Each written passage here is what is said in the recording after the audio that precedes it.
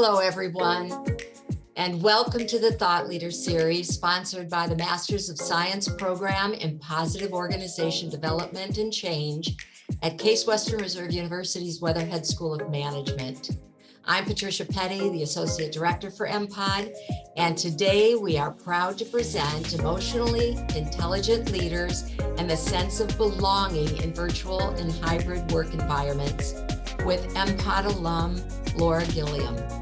Our faculty guest host today is Ron Fry, who was Laura's faculty while in the MPOD program and has remained a mentor and advisor since graduation.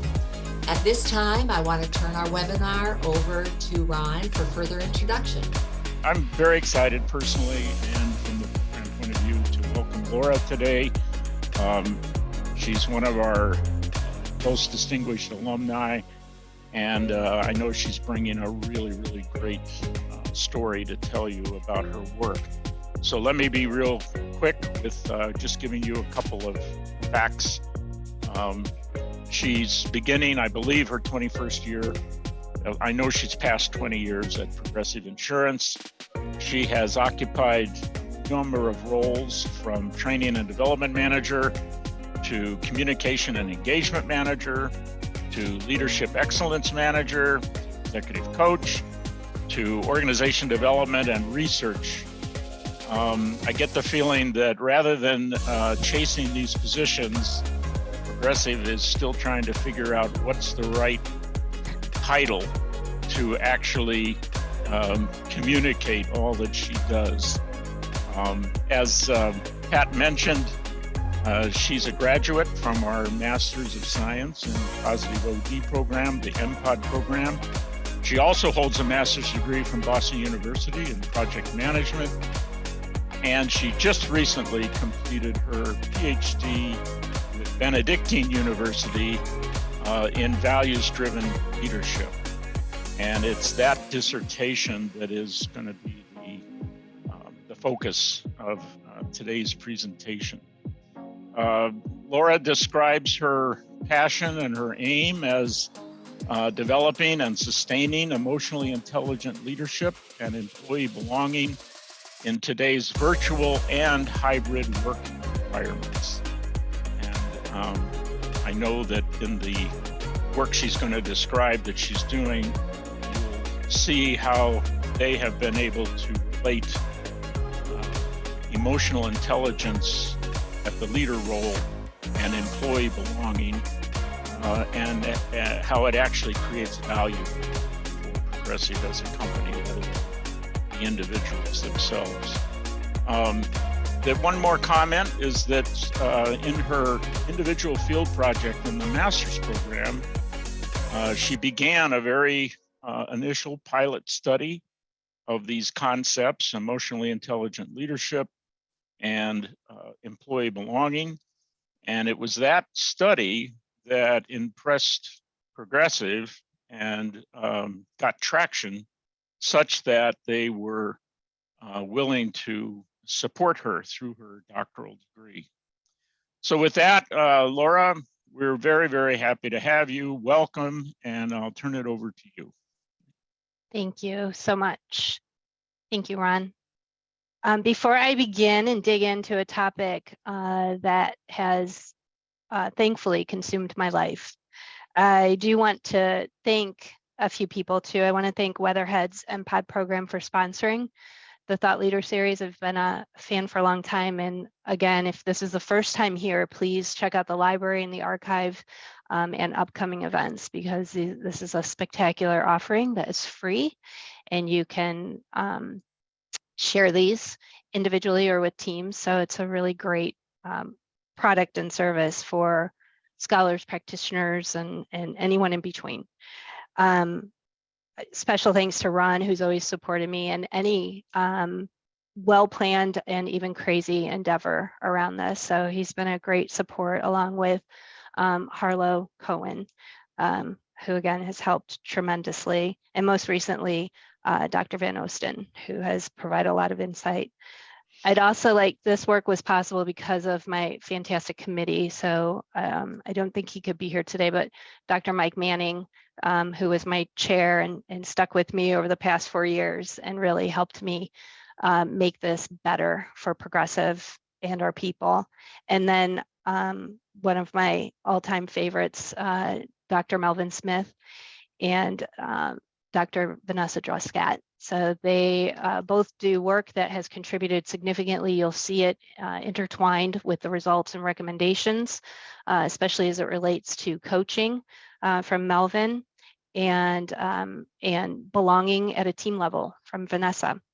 And then some side folks, and that's a terrible term, but other advisors who really helped me with Dr. Richard Boyatzis and Dr. Roy Baumister, whose work really informed the directions that we took with this and actually took us in a direction I wasn't expecting when we first started this work. And then I would also like to thank my partner in all of this, Jeff Fales, who helped me throughout the study and doing everything from the big stuff and heavy lifting to the little details. So I appreciate him. And none of this would be possible without the sponsorship of some business leaders who had the fortitude and insight to see that. So Sharon Regal and John Murphy sponsored this work and allowed us to explore the areas that we weren't sure if we were going the right direction. So it was risky, it was trusting, and it was really respectful of our people. So I'm forever loyal to their sponsorship and commitment to our people, and hope to continue doing great things with that. Thank you. And last but not least, all the amazing folks at Progressive who allowed us to come in and shared vulnerably and honestly and openly insights around their own belonging, and actually pointed this in the right direction and made us leaders in this space. So it's really exciting to be with a company who has always been known for innovation on the product and service standpoint, but now we are also innovative in the employee experience standpoint, and also the way we see the future going for employees and customers. So thank you to all my colleagues in this space. So hopefully I didn't miss anyone. I'm not used to the Oscar type thank you. So I'm sure at the end I might recall someone I should have, which would be probably my husband and my family if they have joined. So for putting up with this long study and the behavioral patterns that came along with long nights and endless days. So without further ado, let me dive in and just tell you where we're going to head with this.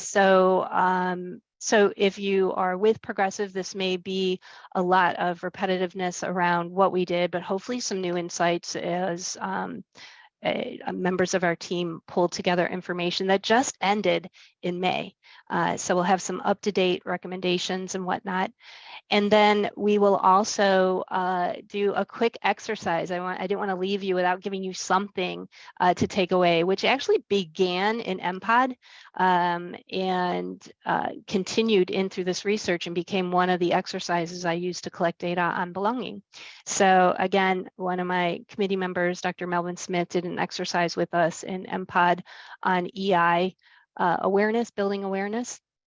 And we took that and used it to actually gain insight to belonging awareness, and it worked really well. So I will give you that today, and hopefully it's something fun you can either do in the workplace on the fly or with family, friends, however you see fit.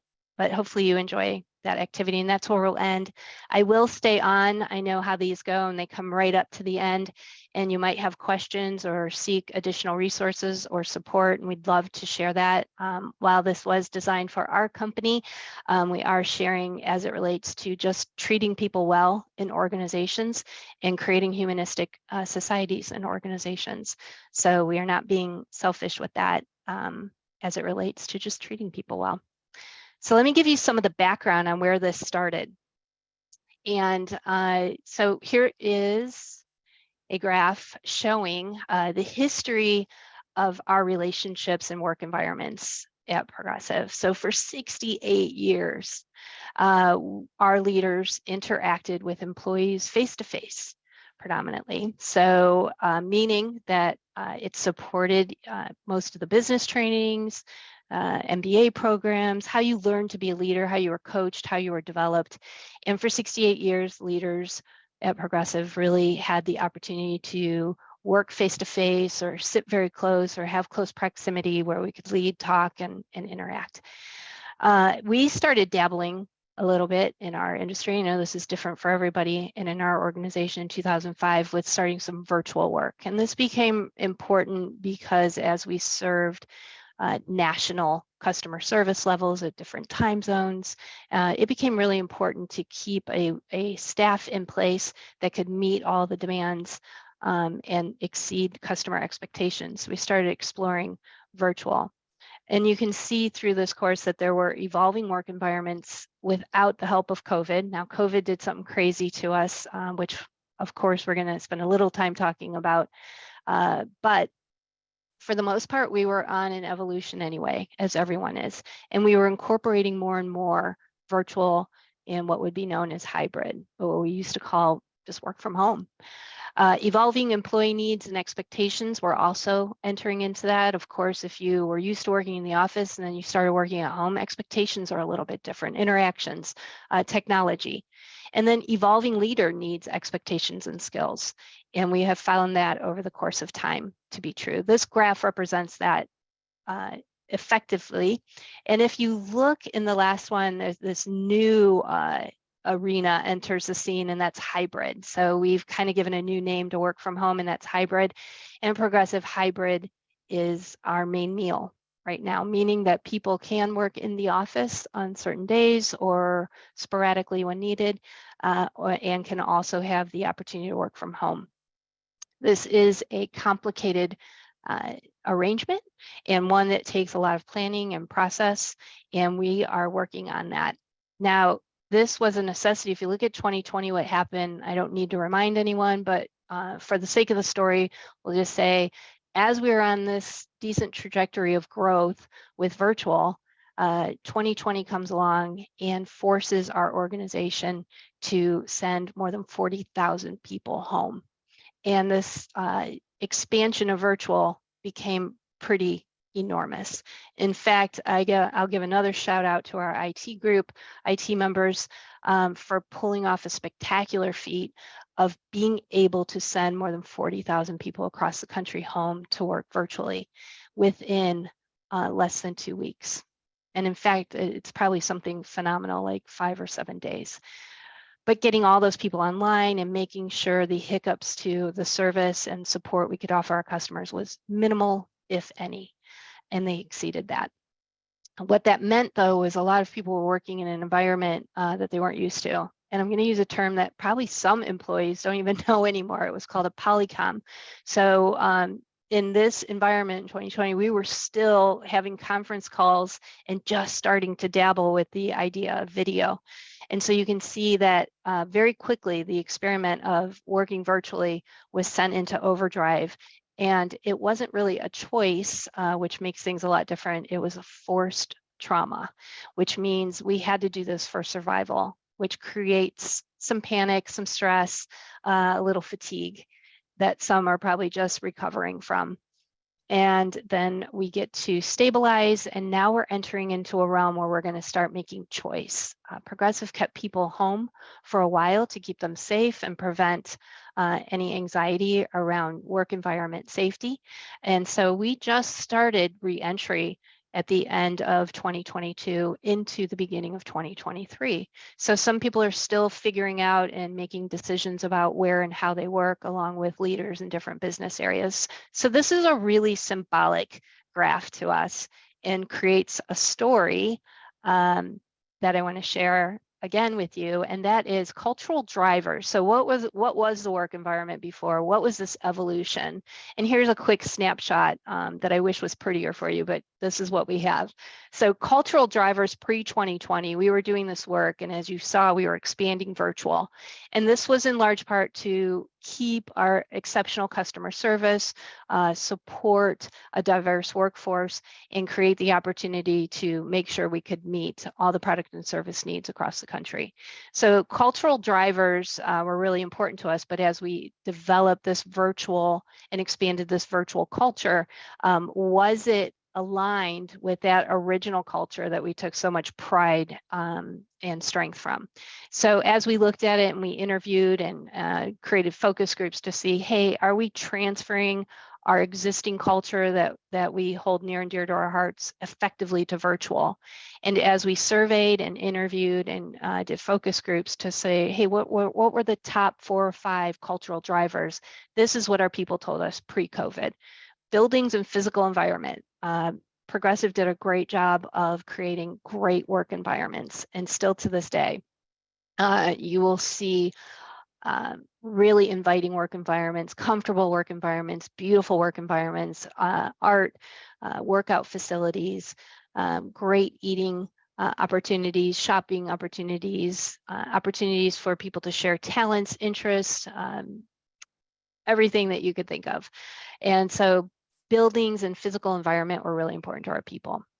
The next thing they noticed were events. Our people love events. We make a joke, and I've made jokes about this since we started this. And if we stop selling insurance, what we should sell is events, because we're really good at celebrating our people, our customers, our milestones. We take great pride in milestones and achievements, and we do our due diligence on planning and executing recognition for those. So events were really important and actually a critical piece of our culture. And then items is on here. That refers to at Progressive. We have what we refer to as tchotchkes. So you can do everything from the essentials of having your thermos with a Progressive name on it, to clothing, to jackets, to sweatshirts, to event clothing, to bobbleheads, to lunch boxes, to dog leashes. So anything you want, you could get with Progressive on it. And that actually evoked a lot of pride and good shopping for the holidays or different gifts that we needed.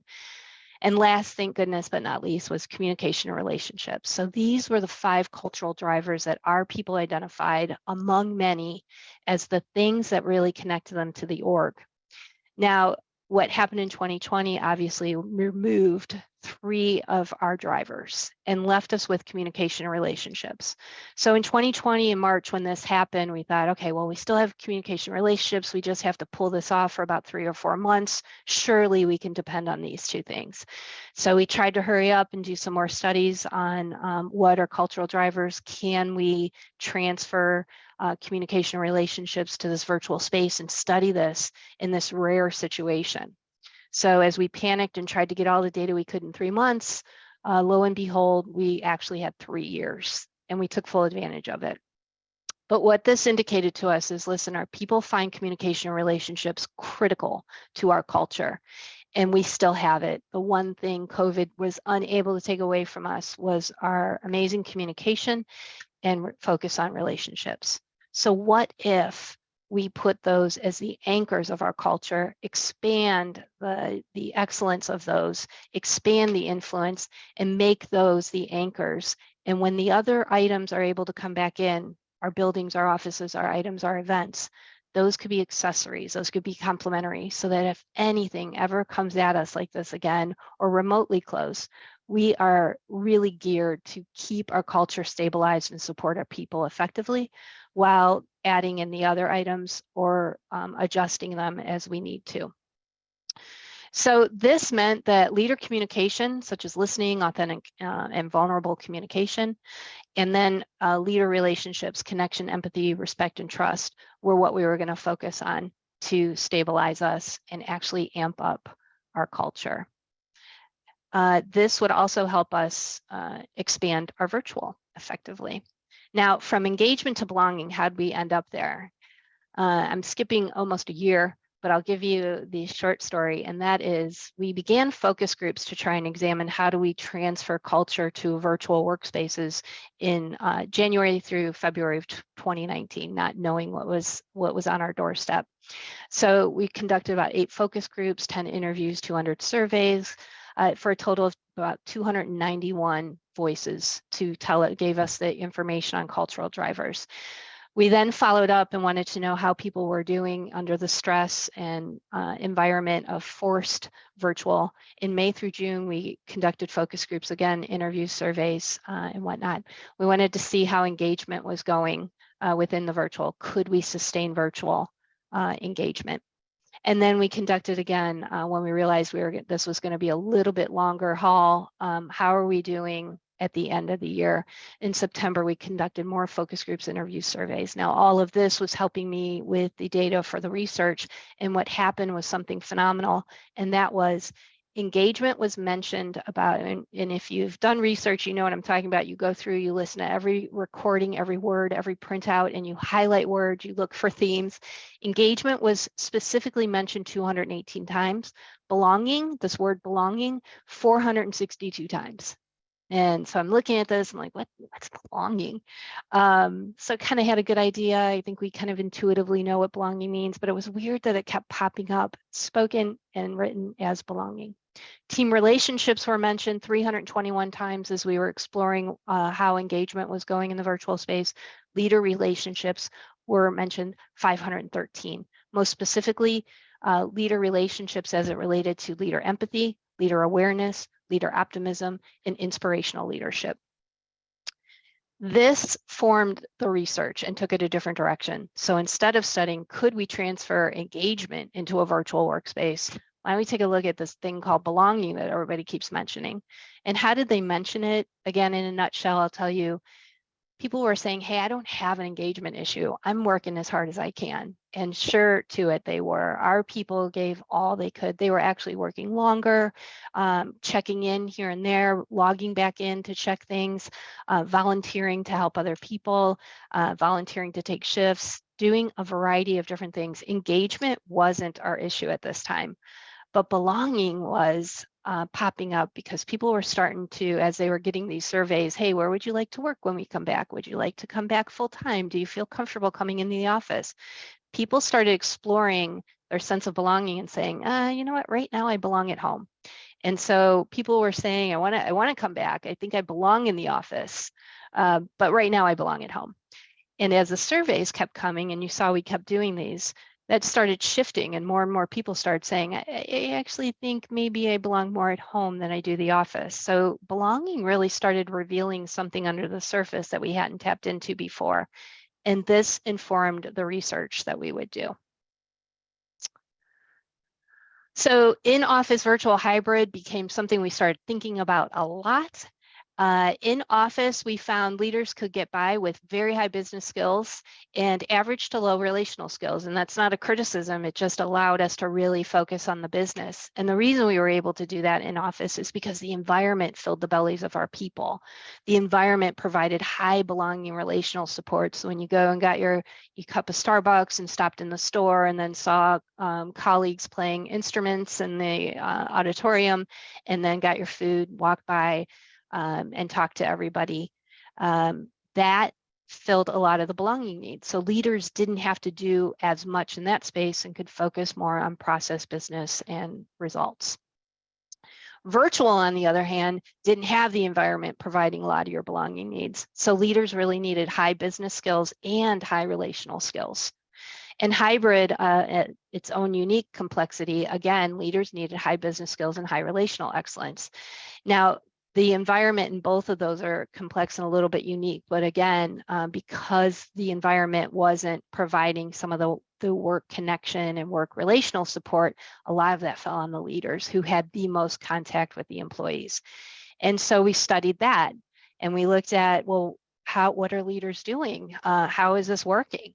And so some leaders are saying, hey, this is not my gig. I do not like virtual leadership. I like being with my people. And to this day, we all have preferences of whether we have 100% face-to-face needs or whether we have the hybrid, like, hey, I need to see you once in a while, but not all the time. Or, hey, I'm good working virtually or living closer to take care of my parents or be closer to family and coming in once in a while or never. We could just see each other from a video standpoint. Technology really changed the way people were expressing their needs. This was interesting because then we started realizing, wait a minute, different leader styles support different environments. And different leadership skills are needed in these different environments. So identifying leaders that fit the various styles and the various needs was going to become very critical. Not to mention making sure that we support those leaders with relational skill development and the technology and processes in place to do that would be very important. Because let's face it, when you have to do both of these, there's a lot of fatigue and stress that come along with that. So then do we have the support systems in place to support leaders as we embark on this? As people mentioned those words I said earlier, we started realizing, hey, this sounds a whole lot like emotional intelligence. So this is the emotional intelligence levels of leaders that are connecting people relationally with their org. So leader EI was actually becoming a business strategy, not an optional soft skill. And for those of you who haven't sat in this space, the emotional intelligence model we used was Dan Goldberg's, which has 4 competencies: self-awareness, self-management, social awareness, relationship management, 4 dimensions, I'm sorry, and 12 competencies within those. So, and it relates to or explains the ability to understand and manage your own emotions, as well as recognizing and influence the emotions of those around you. Perfect fit, right? So that aligned with what our people were telling us they needed and what was working really well. So we had one of our dimensions for the research. Belonging actually was in Maslow's hierarchy of needs, which all of us have seen at some point or another. And it was interesting how COVID really brought this out. So the physiological needs, air, water, food, shelter, sleep, clothing, that was something we paid very close attention to, right? Making sure we all were at home, that we were safe, that we were where we needed to be. The physiological needs were taken care of. Safety needs, personal security, employment, resources, health, property. Again, we took care of that.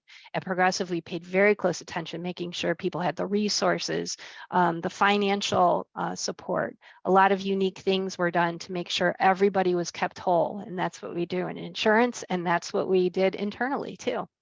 So then we moved to the third layer, which was love and belonging. So we don't typically use the word love, although oddly enough in our interviews, a lot of people talked about loving Progressive, loving each other. I love my boss, I love my manager, I love my team. So this word is actually used more than we realized, and we paid really close attention to that, as was belonging. These 2 words came up a lot. Now we have paid very close attention to friendship. A lot of cultural surveys pay attention to that sense of connection. But there was this unique sense of belonging that was actually a science. And a sense of belonging simply refers to feeling accepted, feeling valued by others, reflects the extent to which you feel personally accepted, respected, included by others. The desire for interpersonal attachment. It was a fundamental human motivation. This work was actually, it's always 3 degrees to Case and 3 degrees to Progressive around here, but Roy Baumeister did this work when he was at Case, ironically. And it ended up being some of the foundational information that we needed to create this, this work and this research.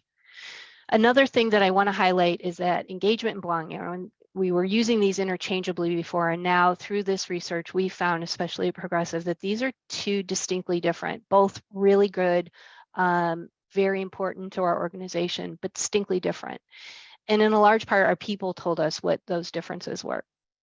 So engagement is a lot of, how do I show up at work? What discretionary effort, what events, what activities do I participate in?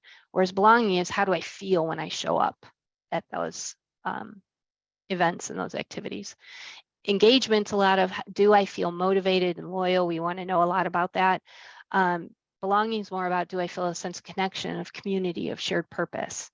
Engagement, again, how do I invest in the org? Whereas belonging is, how do the org and its leaders invest in me and my colleagues? Engagement deals a lot with identity, who I am, what I represent, what I'm a part of. Whereas belonging is identity and respect and trust. And you'll see where this became criteria that actually separates when belonging arrives. And we also learned through our leaders and our individual contributors that a lot of times our people are engaged, and engagement isn't something that we really worry about. We pay very close attention to and invest in strongly, but we don't have to worry a lot of times about our people being engaged. We attract, we develop, and we support engaged people, and we're very fortunate with that. Belonging, on the other hand, is a very personal feeling that we don't always share. So engagement we can see, we can observe, we can interact with, we can ask people about. Belonging is a little more personal. You can't always see it. You can't always talk about it. And sometimes people don't even know exactly what they're feeling about it. And you'll see that come up. This became very important because we can interact with engagement. As leaders, we can interact with engagement more. Belonging, it's hard. You have to create trusting relationships, and that's when this word trust and respect come in. Most people won't share their belonging needs or belonging disruptions unless they have a trusted, respecting relationship, but they will pretty much share engagement efforts with strangers. So it's really interesting. This becomes a critical piece of our research. So let's dive into the research then. So the primary research question then became, instead of engagement, is there a measurable and significant correlation between a leader's emotional intelligence level and their employees' human need to belong in this organization? Do we have the right leaders with the right skills? And not necessarily to say, you know, do we have the right leaders now, but are we identifying the right spaces for our leaders and putting, as I said earlier, aligning leaders with the environments in which they like to lead and developing into the areas that they would like to lead within? Is it possible to build a sense of belonging in virtual and hybrid work environments? And then what role does this play in our current engagement, our DEI, our onboarding, our retention, and our overall well-being efforts? All of these critical questions that we were hoping to answer sooner than later.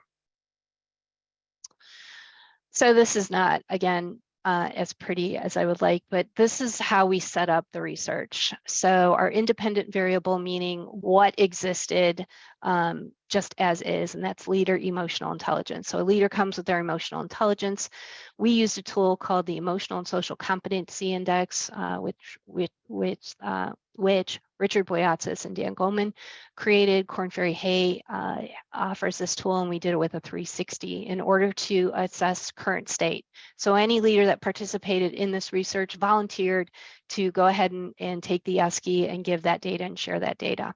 We then explored the relational interactions between the employees, and any leader that joined also asked their team if they would like to participate, and we had a number of employees decide to participate and share their sense of belonging, which we refer to as ESOB. That became our dependent variable, meaning we felt belonging was dependent on a leader's emotional intelligence level.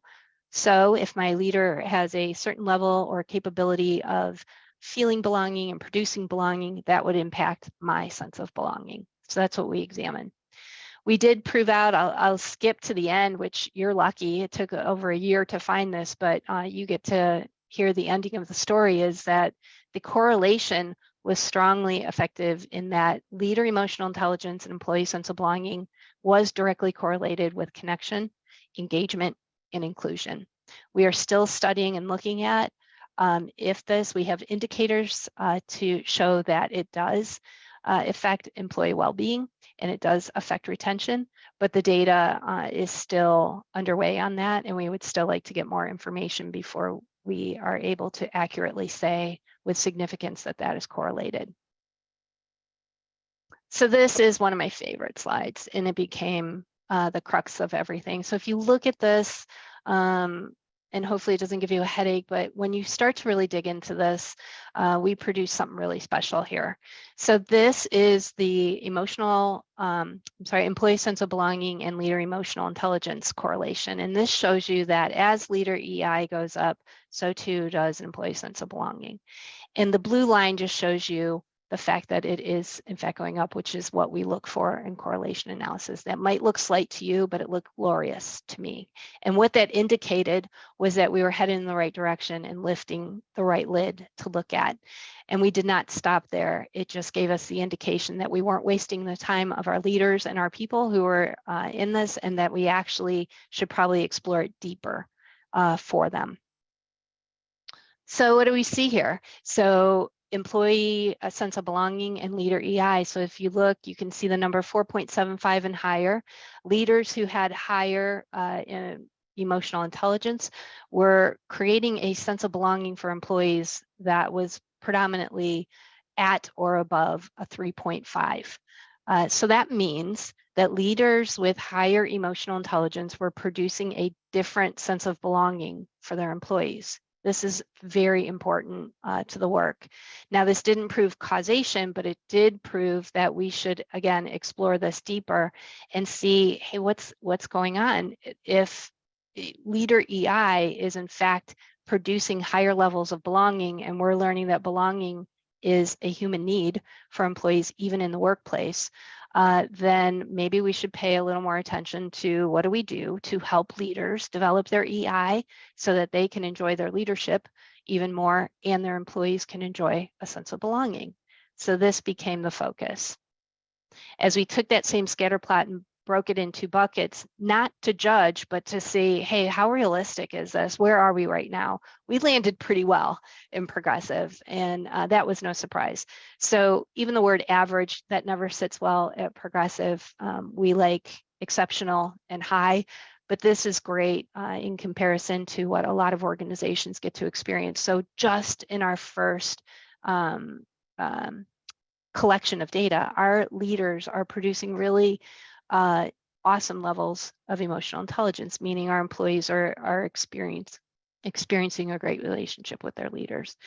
But if you look in this high, again, you see, okay, this is something we have to look at. If we have all these leaders sitting in this space, what's the tipping point, or what is it? What can we offer that would get them to this point, again, so they can experience a higher quality of leadership for themselves and enjoy their work and their career even more, and then employees can experience simultaneous higher sense of belonging. And by the way, when your employees experience a higher sense of belonging, leaders actually experience a higher sense of belonging. So this was a win-win if we could figure this out. And we kept going. And here's what we found. So it wouldn't do you a lot of good if I just tell you, hey, this is what exists. If you're more emotionally intelligent, people around you get to experience a great life. We wanted to know how are they doing that? That's the big questions, right? So we found as we looked at the different leaders who allowed us to actually interact and talk and interview with them and share insights, that this was the secret sauce. So leaders with high EI were doing 3 primary things to arrive at belonging for their people. And we consistently found that this was, in fact, the most accurate progression. So what does this mean? This means when an employee, we'll say an employee starts a new work group. So say you join a new work team and you get into that group, and the leader, you are lucky enough to have a leader who understands and appreciates not only the importance of business excellence, but also relational excellence. So this leader immediately starts going into function and identity and welcoming you to the group, understanding you're coming in, probably a little nervous. Even if you have years of experience, it's a little unnerving to take on a new role and wonder, am I the right person? Did I do the right thing? Am I a right fit? Leader with high EI knows that that's an important piece and that we can't move forward until your identity is secured, and they will invest in that. So they will start reaffirming, hey, you're the great person, great fit for this role. We're so happy to have you. Here's why you were selected. Sometimes they'll tell you, here's what we think your skills bring to the team. Here's what I would like you to work on, and really reaffirming that. Then they move into, or simultaneously start offering respect, which gives the employee dignity and value, respect for the work. This is done through words, through actions, through assignments, but nothing will lead to belonging until this one piece of the puzzle is delivered. And I say this, it sounds extreme, and those of you who know me will say, it's always extreme. But this time, this actually played out in our research.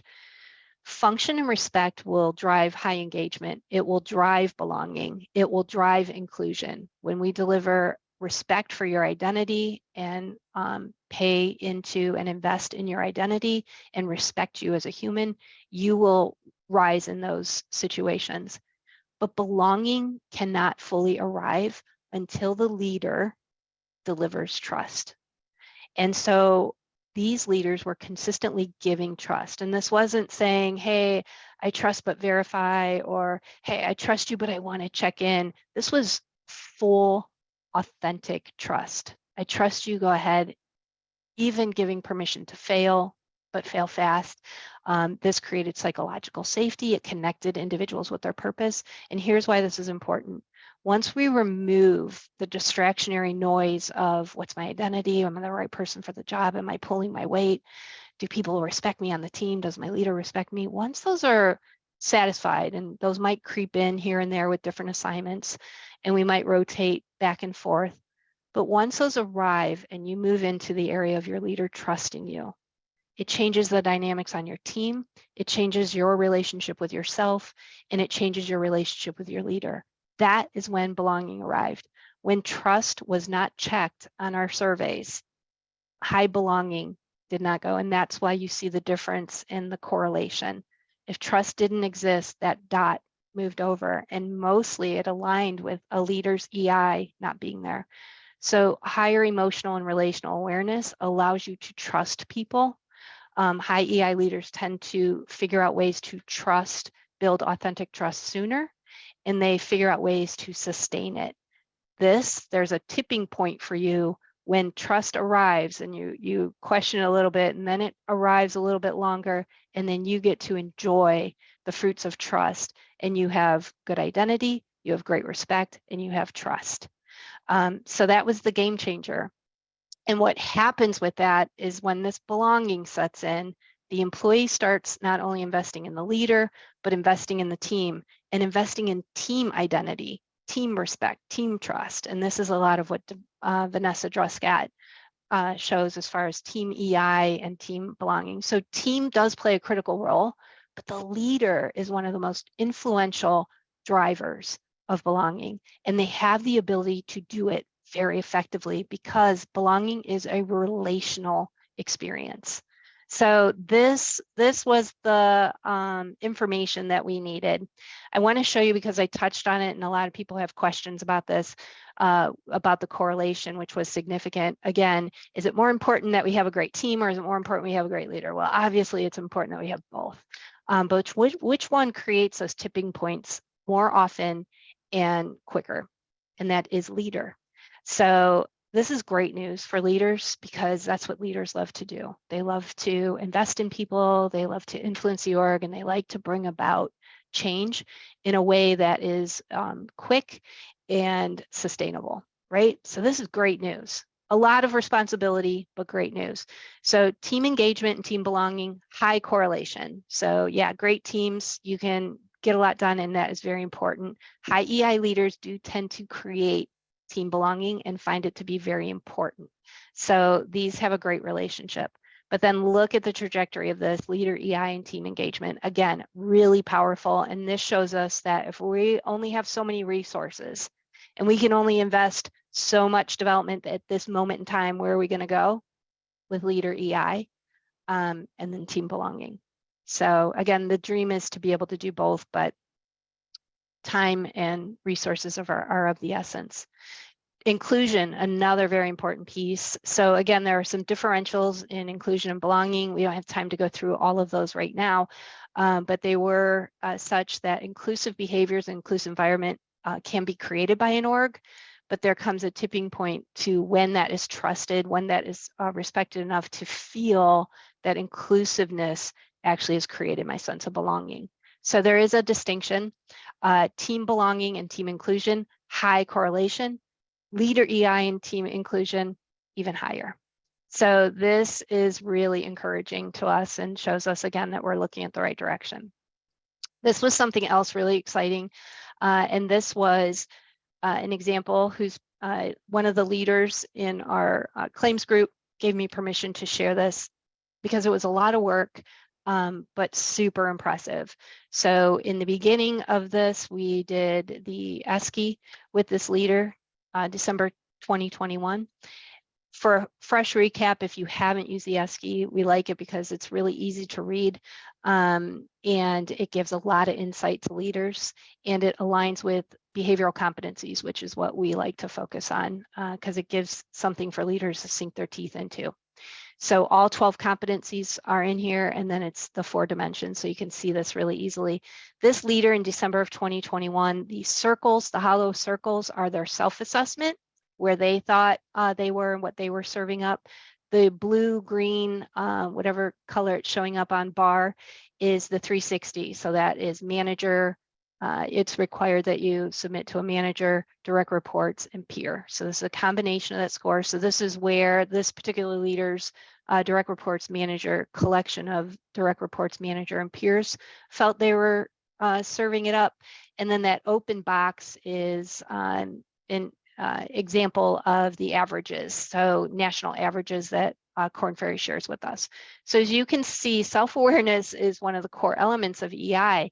And this is a great story because in the beginning, this leader was really upset that their self-awareness seemed to be off. Like they had some funny comments to say and took it in great stride and actually saw this as a challenge to get better, thankfully, and connect those, because you want to have your self-awareness and your people experience close. And then look what happened. In less than 12 months, because it takes at least 2.5 to 3 months to send out your surveys, get your results, and get it compiled. So this is a 12-month period, but the work took place. This leader read this report, got their results in direction, and created a game plan. And then we went through the whole process again and got the next report in 2022. And this shows proof that while we can be very thankful for the genetic gifts that those responsible for you gave you, and there is an element, you do have control over changing your behavioral competencies. Again, another important factor. This would mean, then again, that EI should come out of the optional soft skill bucket and move into business strategy, because we can control it. It's not luck of the draw, and it's not come as you are. It's what do you want to change and how are you going to change it? So this was big in our work. So I'll wrap up with some business applications and implications for this before we close here. And what does this mean? The key findings were that belonging does have a significant and measurable correlation with engagement inclusion scores. That's important. Belonging has a predictive correlation, meaning we see indicators in other people's work showing that employee retention and well-being is really correlated. And so we'll continue to prove that. High EI leaders can significantly influence individual and team belonging levels in virtual and hybrid work environments. Super encouraging. So this means that we do not necessarily need to fear that virtual and hybrid are going to ruin our environments. Instead, we have to look at the right formula. Do we have the right leaders, the right skill set, the right support in place to help us successfully maneuver and utilize virtual? Because remember, a lot of us are still coming out of crisis, virtual and hybrid, and moving into choice. And that will change things significantly, along with realizing that we need different leadership skills and different support systems in place. And then effective measurement and coaching has been proven throughout this study and others to produce increased levels of EI in the less than 12 months. So future direction. Leader relationship skills matter and they impact the bottom line, the culture, and the climate. So we need to pay attention to leader qualifications, requirements, business and people skills. So we can't just get by on one anymore. We have to have two. And even though that sounds like a lot of work, leaders will actually enjoy their jobs more, and people will enjoy the work life and organizational relationships better. Leader development and coaching is critically important, and leader EI competencies are business strategy versus optional soft skill, as I said earlier. Employee belonging needs do matter. So employee belonging has entered the workforce and people are talking about it. It is great to talk about it. because they don't like to put out a definition. And what we learned is we shouldn't be so hyper-focused on how do you define this, because it's just like happiness. We all have our unique belonging needs. We all have our unique EI skills, and those will ebb and flow. So your belonging needs today, I guarantee you, will be different than they are. The belonging needs you had pre-COVID at work are different than what they are now. The belonging needs you have in a new job are different than the belonging needs you have in a job you've been in for 5 years plus. So our belonging needs evolve, and they require constant attention and dialogue. So identify organizational belonging needs, some common threads. What are the unique belonging needs at Progressive, and then how are they individualized? This applies to new hires. What are the belonging needs of our new hires, of our leaders new to role, or individual contributors new to role, people who are new to company through mergers and acquisitions, and people entering into retirement, realizing that. And then employee life cycle. So the belonging needs of a single individual just joining the workforce, the belonging needs of a new parent, a single parent, of someone taking in their parents, of someone going through moving to a new location, all the life cycles, identifying those just as we do customer life cycles. Measure and coach what matters. So we need to know what matters. And in organizations like ours, everyone measures what matters. And predominantly these have been business results. Now it's going to be people results. Establish coaching standards. So working with intentional change, quality coaching, and coaching versus feedback. So we do find in our organization, like many, that we tend to do feedback and call it coaching. Now we really need to understand what coaching is. I'll give you a good resource for that. And then leadership can be an organizational benefit. This is a competitive advantage. It always has been for us, but now we can even up the ante and create a work environment that actually meets our human needs, not just the need to earn a living, take care of our family, and put a roof over our head, but also just some of our basic human needs. Some of the resources that I've mentioned that I want to make sure to share with you is resident leadership is something that we use throughout this.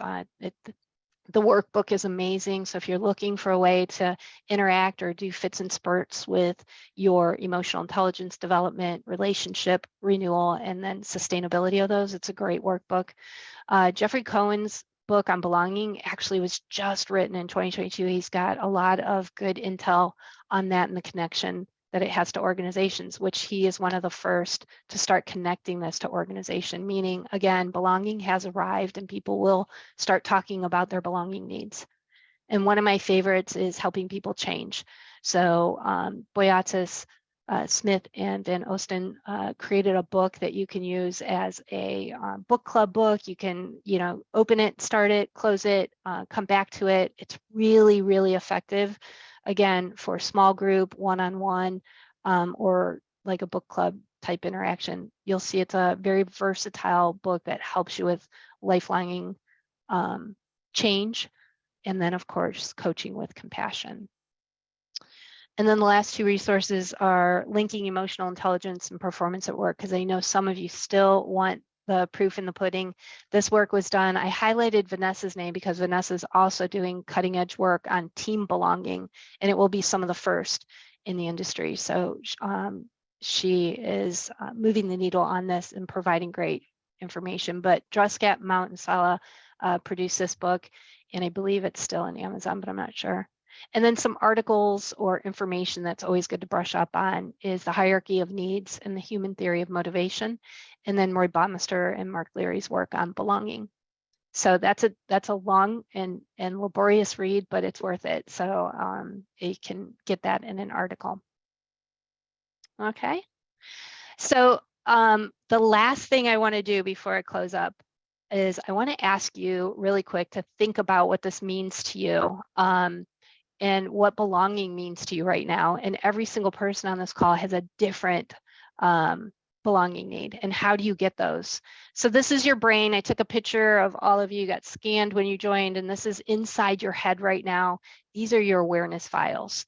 And you have literally hundreds upon hundreds of thousands of these, and you've utilized them today, you're utilizing them right now. And these contain all the information you need about self-awareness for your EI, and self-awareness for your belonging needs. These files influence your EI growth. It identifies activators, like when do you feel belonging and when do you feel non-belonging. And those of you, some of you at Progressive who went through the belonging study, you've done this exercise, but let me just tell you, I stole this from Melvin Smith. He did this to raise our awareness about EI, and it's a 0 to 10 scale. And you have a million 0 to 10s in your head. So I could bring up any category, any file, and you'll be able to think of a 0 and a 10.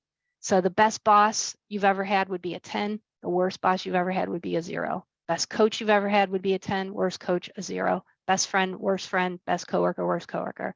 You also have relational experiences that contribute to belonging. The best vacation you ever had, the worst vacation you ever had. Best airline, worst airline. Best airline, worst airline is interesting because other people can actually influence your files. So if you're watching the news and you hear something about Southwest, say, and you think, oh gosh, I'm planning a trip, I'm actually going to avoid Southwest. I think they might be the worst airline. I'm going to go with so-and-so. Your files are adjusted every minute of every day. Something we live and die by at my company is best customer service, worst customer service. We strive to create 10 experiences for people, and we dread the moment we don't. Anything that dips below anything other than excellence becomes a 0, and we fight feverishly, but we live and die by that, right? The best job you ever had, the worst job, and then the best thought leader session you ever had, and the worst. So I'm living and dying by your file adjustment right now, and you are judging me and filling out file work. So why is this important as we wrap this up?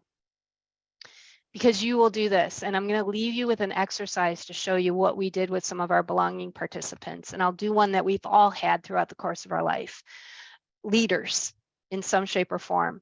I want you to think of the number 10 best leader you ever had in your life and 5 reasons why that leader was the best.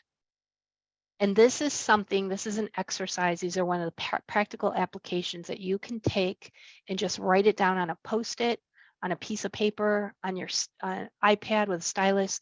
You can pull out a file instantaneously and tell me who the best leader. And if a few people are fighting for that spot, let someone win and list the 5 characteristics of that best leader. Then I want you to think for just a moment, not too long because it's dreadful, of the worst leader you ever had and the 5 characteristics that that person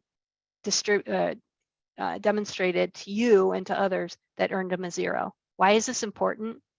One, it's just healthy to gain awareness about what your standards are for best leader, worst leader, and you see yourself in the middle. You actually determine your belonging needs based on these.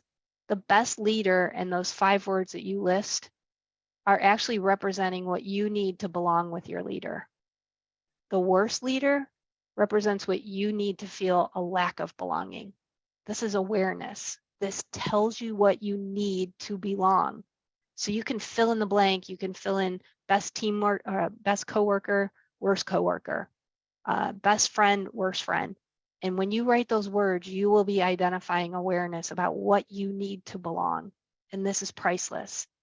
So we can do this for ourselves. I give you that homework assignment, but here's what I ask you to. Explore your awareness files. Pull one out today. Pull out the leader one and do it. Just write 5 behaviors or characteristics. And I guarantee you they will involve something around trust and respect. I guarantee it. And build and sustain your EI with that. Explore your awareness files, and then also take opportunities to discuss these files with others. Best colleague, worst colleague. Have you ever discussed that with your colleagues? Like what you need from a colleague and what you absolutely don't want from a colleague? These conversations, again, will change belonging in your work group. Best team, worst team, best onboarding experience. Right now, I have a colleague who, Jeff, is doing onboarding, whatever they're called, focus groups. And he's collecting this data. So these files are really important. We should ask people to go into these more and share them. Okay. So the best reward and recognition, worst reward, pick whatever you want. Be careful. Don't pick, there's some dangerous ones. I tell you, if you have teenagers, don't do this. They give you bogus data. Stick to the good ones at first. But anyway, try this. This is something we did in the research that should give you insights on your own belonging needs. So anyway, I went right to the money. And so I do want to tell you, I will be online for 15 minutes on the Zoom if you do have questions. I'm sorry. I will go through and answer questions on here, but I think I missed some, Patty. So I took all the time and had very little left. Thank you, Laura. With respect to everyone's time, we'll formally close today's session. But as Laura said, stay online for a few minutes if you have any questions or want to continue this conversation. Otherwise, if you must leave, you can read more from Laura through our monthly Thought Leader Insights newsletter, which will be emailed to you within the next couple of weeks. My sincerest thanks to Laura for this inspiring presentation. I want to thank all of you for taking the time to join us, and a special thanks to our host, our faculty host, Ron Fry, who is offering to anyone who's been inspired by this webinar to consider the MPOD program. He's going to offer a $5,000 tuition discount scholarship to you. If you're interested, please contact me for more information. I want to invite all of you to come back next month for our Thought Leader Series webinar on August 10th, when Ron will again be our host, along with Professor David Cooperrider, for an interview with MPOD's new faculty director, Frank Barrett. In addition to Frank's expertise in organization development and leadership, he is an accomplished jazz musician and author of Yes to the Mess, Surprising Leadership Lessons from Jazz. This should be a fun webinar you won't want to miss. So I will stop recording in a moment, and I just want to say goodbye to everyone and hope to see you all online next month.